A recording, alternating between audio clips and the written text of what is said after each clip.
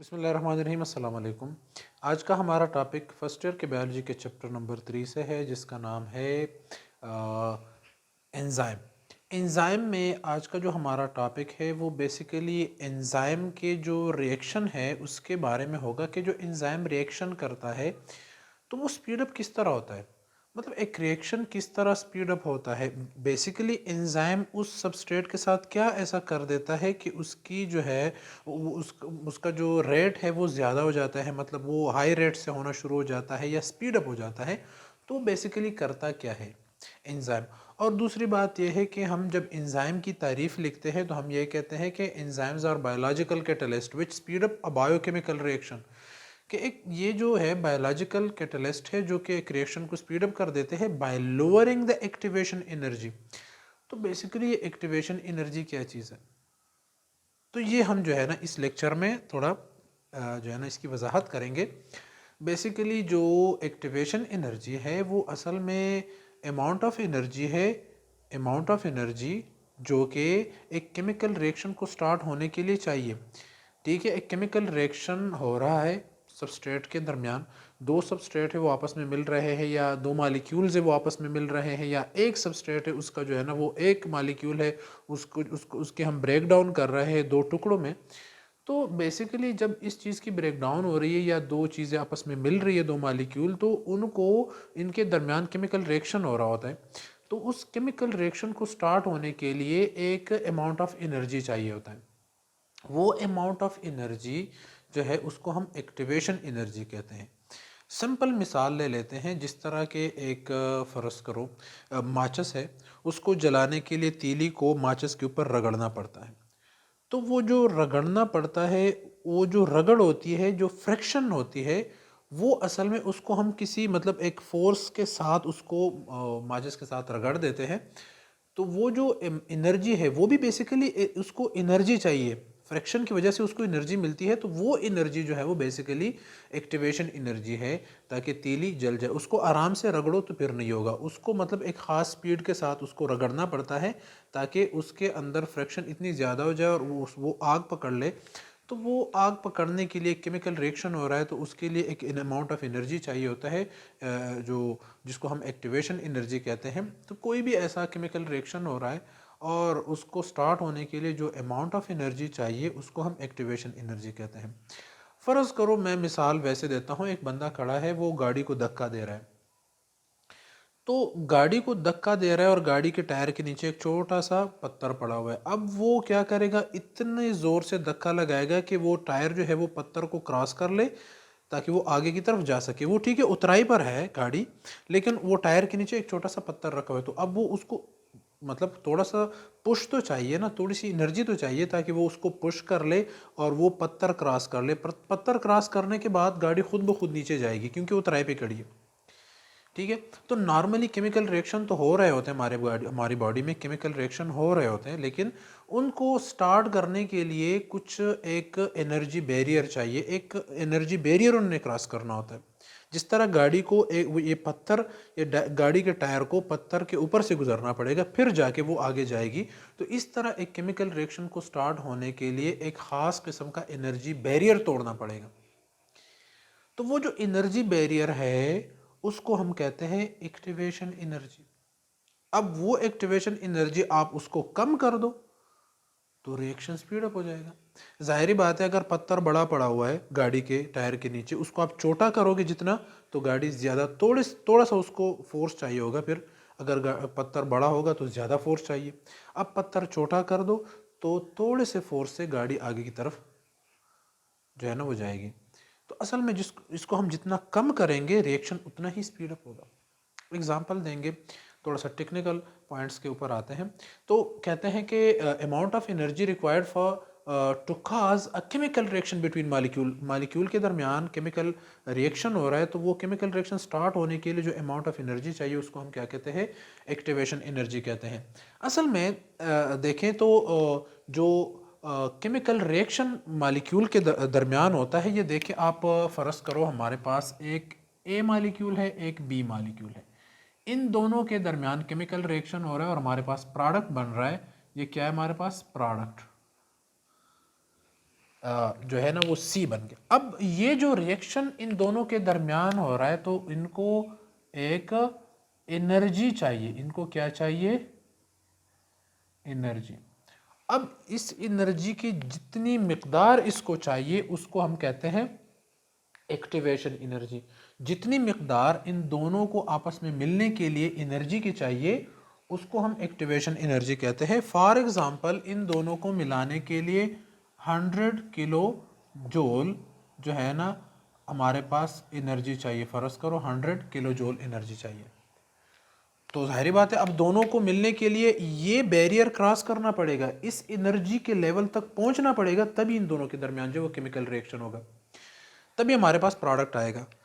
अब enzyme basically क्या करता है, जो कि हमारे पास एंजाइम होता है, ये एंजाइम इस एनर्जी को लोअर कर देता है, कम कर देता है। फॉर एग्जांपल इसके एनर्जी के लेवल को इसने कम कर दिया, 100 की जगह 20 किलो जूल तक लेके आए। अब जाहिर बात है अब अगर जो एनर्जी इसको चाहिए थी प्रोडक्ट में कन्वर्ट होने के लिए ज़्यादा चाहिए थी तो वो रिएक्शन स्लो हो रहा था। अब ये अमाउंट मैंने कम कर दिया, किसने कम कर दिया, एंजाइम ने फर्ज करो कम कर दिया इसको, तो ये इजीली प्रोडक्ट में कन्वर्ट हो जाएंगे। ठीक है, तो बेसिकली ये कॉन्सेप्ट है एक्टिवेशन एनर्जी का। कुछ लोग कंफ्यूज होते हैं कि मतलब एक केमिकल रिएक्शन को स्टार्ट होने के लिए जो अमाउंट ऑफ एनर्जी चाहिए अगर हम उसको बढ़ा देते हैं तो केमिकल रिएक्शन स्पीड अप हो जाएगा। वो गलत है थोड़ा सा। असल में वो बेसिकली जानते नहीं है कि एक्टिवेशन एनर्जी बेसिकली है क्या चीज़। ठीक है, अब मैं आपको मतलब आपके पास जनरली आपको एग्जांपल देता हूँ। आपके पास मैं फ़र्ज़ करो बाज़ार में कोई चीज़ ख़रीदनी है आपने, और मैं आपको कहूँ कि आपके पास अगर 1000 रुपये हैं तो आप वो चीज़ ख़रीद सकेंगे। आप उसके लिए मेहनत करेंगे, 1000 रुपये कमाएंगे, फिर जाके वो ख़रीदेंगे। लेकिन अगर मैं कहूँ कि चलो, एक और बंदा आ जाता है वो आपको कह देता है कि चलो 800 रुपये मुझसे ले लो और जाके वो चीज़ ख़रीद लो, तो आप 200 रुपये इकट्ठा करने के लिए आपको ज़्यादा मेहनत की ज़रूरत नहीं करनी पड़ेगी। ठीक है, तो आप 200 रुपये ईज़िली इकट्ठा कर लोगे और जाके वो चीज़ ख़रीद लोगे, तो आपको आसानी पैदा होगी और आपने जल्दी वो काम कर लिया। असल में बेसिकली ये जो एक्टिवेशन एनर्जी है ये है ही ऐसी चीज़, मतलब कि एक केमिकल रिएक्शन को स्टार्ट होने के लिए जो एनर्जी चाहिए, अब एंजाइम क्या कर देता है, उसको कम कर देता है। मिसाल मैंने आपको दे दिया, होपफुली आपको समझ आएगी आ गई होगी इस चीज़ के कि एक्टिवेशन एनर्जी कम करने से रिएक्शन किस तरह स्पीड अप होता है। एनर्जी चेंज असल में जो कि एंजाइमेटिक रिएक्शन होता है इसमें एनर्जी चेंज होती रहती है। अब क्या है असल में कि ये जो हमारे पास असल में रिएक्शन हो रहा होता है, जो एक हमारे पास एंजाइम है, फ़र्ज़ करो ये हमारे पास एंजाइम है और ये उसके साथ मिलता है इधर आके सबस्ट्रेट। तो ये बेसिकली सबस्ट्रेट के साथ करता क्या है, ये देखें, reaction product has lower energy than substrate. असल में तो ये जो रिएक्शन हो जाता है और ये सबस्ट्रेट कन्वर्ट हो जाता है प्रोडक्ट में, तो सबस्ट्रेट की एनर्जी और इसकी एनर्जी में फ़र्क होता है। असल में सबस्ट्रेट जो है उसमें एनर्जी ज़्यादा होती है, ठीक है, product has lower energy than substrate. तो जो सबस्ट्रेट से प्रोडक्ट बनता है तो एनर्जी जो है वो सबस्ट्रेट में ज़्यादा है और प्रोडक्ट में कम है। ठीक है, ये अपनी एनर्जी को लॉस कर देता है जब प्रोडक्ट में कन्वर्ट हो जाता है, और हर एक मॉलिक्यूल चाहता है कि वो अपनी एनर्जी लॉस करके स्टेट ऑफ इक्विलिब्रियम गेन कर ले। ठीक है, तो नेचुरली तो ये करता है, कन्वर्ट हो जाता है, तो equilibrium take place in the direction of product. तो ये देखें इक्विलिब्रियम इधर नहीं है, इधर तो मतलब स्टेबिलिटी नहीं है, अनस्टेबल है, स्टेबिलिटी की तरफ जा रहा है, इक्विलिब्रियम की तरफ जा रहा है। तो ये सबस्ट्रेट से जब प्रोडक्ट बनेगा तो प्रोडक्ट की डायरेक्शन में स्टेबिलिटी आएगी। मतलब सबस्ट्रेट अनस्टेबल है, वो उसके पास एनर्जी ज़्यादा है, वो एनर्जी लॉस करेगा। ठीक है, एक एनर्जी बैरियर क्रॉस करेगा और ख़ुद सबस्ट्रेट में कन्वर्ट हो जाएगा, तो तब जाके वो स्टेबल हो जाएगा, इक्विलिब्रियम के स्टेट में आ जाएगा।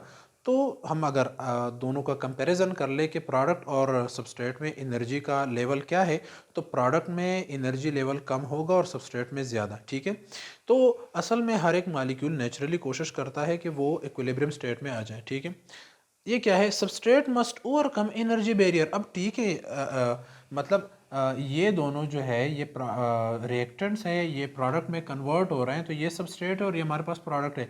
इनके पास एनर्जी ज़्यादा है और ये क्या कहते हैं कि ये हमारे पास प्रोडक्ट है, तो प्रोडक्ट के पास एनर्जी का जो है ना वो लेवल कम होगा।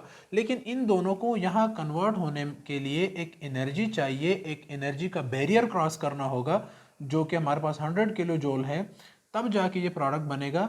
तो एंजाइम क्या करता है, बेसिकली उस एनर्जी के बैरियर को कम कर देता है और ये सबस्ट्रेट इजीली प्रोडक्ट में कन्वर्ट हो जाते हैं। मिसाल देता हूँ आपको मैं, क्या कहते हैं कि एक पहाड़ है, देखें आप इधर, ये एक पहाड़ है, ये बंदा इधर खड़ा हुआ है और इसने आना है इधर। अब जब ये बंदा इधर आएगा तो ये इधर इसके ऊपर चढ़ के फिर इधर आएगा, ठीक है। अब इधर तक आने के लिए इसको इतना जो है ना, मतलब इतनी लंबी पहाड़ी को क्रॉस करना पड़ेगा, ठीक है। तो आप कंसिडर कर ले कि इस बंदे को जो यहाँ तक आना है, जब इधर आ जाएगा तो इधर फिर जाने के लिए इसके लिए कोई मुश्किल नहीं है, लेकिन इधर तक पहुँचना मुश्किल है। तो ये समझे कि ये एनर्जी बैरियर है। बेसिकली ये हमारे पास क्या हो गया, एनर्जी बैरियर है। तो अमाउंट ऑफ एनर्जी जो इसको चाहिए था वो यहाँ तक था, इतनी ज़्यादा एक्टिवेशन एनर्जी इसको चाहिए थी, ठीक है, यहाँ तक आने के लिए। तो अब अगर मतलब मैं यहाँ से इसको कहूँ कोई शॉर्टकट रास्ता है जो कि एक छोटी सी पहाड़ी है जिससे गुजर के वो इधर तक आ जाएगा, और उसमें ये जो है ना पहाड़ी की ऊंचाई है, तो पहाड़ी की ऊंचाई को कम करने के लिए, मतलब पहाड़ी की ऊंचाई जितनी कम हो गई तो ये बंदा इजीली यहाँ तक आ जाएगा। अब आप सेम इसको ले ले और इसको हम क्या कहते हैं, एक्टिवेशन एनर्जी है। यहाँ से यहाँ तक आने के लिए एक्टिवेशन एनर्जी ज़्यादा चाहिए थी, और इस रूट से आने के लिए इसको क्या चाहिए, एनर्जी कम चाहिए। अब इस रूट से यहाँ तक आने के लिए इसको एनर्जी क्यों कम चाहिए, क्योंकि यहाँ पर एंजाइम जो है वो इन्वॉल्व है। अब यहाँ पर नो एंजाइम, यहाँ पर एंजाइम जो है वो इन्वॉल्व नहीं है। विदाउट एंजाइम ये रिएक्शन हो रहा है तो इसको ज़्यादा एनर्जी चाहिए, और एंजाइम के साथ हो रहा है तो कम एनर्जी चाहिए, इसलिए ये जल्दी इधर आ जाएगा, स्पीड के साथ इधर आ जाएगा, ठीक है। तो ये हमारे पास क्या है कि substrate must overcome energy barrier, ये एनर्जी बैरियर है, सबस्ट्रेट को एनर्जी बैरियर जो है ना वो क्रॉस करना पड़ेगा तभी प्रोडक्ट में कन्वर्ट होगा। तो वो जो एनर्जी बैरियर है उसको हम कहते हैं एक्टिवेशन एनर्जी। अब आप देखें, एक्टिवेशन एनर्जी जितनी ज़्यादा होगी, अब इसकी लेंथ जितनी ज़्यादा करेंगे आप, उतना ही रिएक्शन स्लो होगा, उतना ये बंदा आराम से पहुंचेगा, और उस एक्टिवेशन एनर्जी को जितना कम करेंगे उतना ही जल्दी ये उधर अपने मतलब बी पॉइंट पे आ जाएगा। आपके बुक में ये डायग्राम दिया गया है, ये फ्री एनर्जी है, मतलब ग्राफ बनाया हुआ है फ्री एनर्जी और प्रोग्रेस ऑफ रिएक्शन। अब जो प्रोग्रेस ऑफ रिएक्शन है उसको मतलब हर एक मालिक्यूल को सबस्ट्रेट में कन्वर्ट होने के लिए, ठीक है, ये देखिए इधर मालिक्यूल्स है हमारे पास, एनर्जी ऑफ मालिक्यूल, कितनी एनर्जी इसको चाहिए सबस्ट्रेट में कन्वर्ट होने के लिए। अगर तो मैं विदाउट एंजाइम, जो रेड में लिखा हुआ है विदाउट एंजाइम, इसको कन्वर्ट करता हूँ प्रोडक्ट में, तो इसको इतना बड़ा बैरियर क्रॉस करना पड़ेगा यहाँ तक आने के लिए। लेकिन अगर मैं एंजाइम का इस्तेमाल कर देता हूँ तो एंजाइम बेसिकली क्या कर देता है, उसको बहुत आराम से, मतलब थोड़ी सी एनर्जी इसको चाहिए यहाँ कन्वर्ट होने के लिए, तो रिएक्शन हमारे पास जल्दी हो जाएगा, ठीक है। तो ये रिएक्शन हमारे पास क्या हो जाएगा, स्पीड अप हो जाएगा, ठीक है। अब असल में जो ये डायग्राम तो मतलब आपको समझ आ गया होगा, ये भी एक डायग्राम है जो इससे ज़्यादा सिंपल है। मैं अब बात करूँगा कि असल में ये जो एंजाइम जो है, अब देखा मैंने इधर मैंने आपको बता दिया कि जो दो मालिक्यूल है वो आपस में मिलते हैं, प्रोडक्ट में कन्वर्ट होते हैं, जो सबस्ट्रेट एंजाइम के साथ मिलता है, तो ये एंजाइम बेसिकली इस सबस्ट्रेट के साथ क्या कर देता है कि ये प्रोडक्ट में कन्वर्ट हो जाता है। तो असल में लोकल एनवायरनमेंट या लोकल कंडीशन को चेंज कर देता है, जिसका ये एक्टिव साइट होता है ना एंजाइम का, ये सबस्ट्रेट की क्या कर देता है, ये अपने जो लोकल एनवायरनमेंट है, लोकल कंडीशन है, उसको चेंज कर देता है और सबस्ट्रेट को जो है ना वो कन्वर्ट कर देता है प्रोडक्ट में। फॉर एग्जांपल पीएच को चेंज कर देता है, जो इसका पीएच है और इसका आउटर का पीएच है उसमें फ़र्क ला देता है, मतलब उसको उसके दरमियान फ़र्क प्रोड्यूस कर देता है, डिफरेंस प्रोड्यूस कर देता है, इस वजह से सबस्ट्रेट कन्वर्ट हो जाता है। पीएच में या वाटर कंसंट्रेशन में, मतलब दो मालिक्यूल्स का आपस में बॉन्ड बना हुआ है वाटर की वजह से, तो वो उसको स्प्लिट कर देगा, तोड़ देगा, तो मालिक्यूल जो है उसकी ब्रेक डाउन हो जाएगी। या चार्ज पार्टिकल है तो उसके चार्ज में डिफरेंस लाएगा। तो ये मतलब लोकल कंडीशन को चेंज करके उसको कन्वर्ट कर देता है प्रोडक्ट में। अच्छा, लास्ट पे आपको मैं एक एग्ज़ाम्पल देता हूँ कि मतलब किस तरह जो है वो एक सबस्ट्रेट जो है वो कन्वर्ट हो जाता है प्रोडक्ट में। और एक मतलब सही एग्ज़ाम्पल कि एक नॉर्मल रिएक्शन के लिए उसको कितनी एनर्जी चाहिए एंजाइम के साथ और एंजाइम के बगैर। तो नॉर्मल हमारे जो हमारा रिएक्शन होता है लीवर में, आप एक एग्ज़ाम्पल ले लें कि H2O2 हाइड्रोजन परऑक्साइड हमारे लीवर में ज़्यादा अमाउंट में जो है ना वो उसकी डिटॉक्सिफिकेशन होती है, तो वो कन्वर्ट होता रहता है हमारे लीवर में पर ऑक्सीडेज एंजाइम की वजह से। जो जो हमारे पास परऑक्सिसोम है उसके अंदर परऑक्सीडेज एंजाइम होता है। वो परऑक्सिसोम, वो जो परऑक्सीडेज एंजाइम है वो बेसिकली केटलेज है, वो हाइड्रोजन परऑक्साइड को कन्वर्ट करते हैं वाटर और ऑक्सीजन में।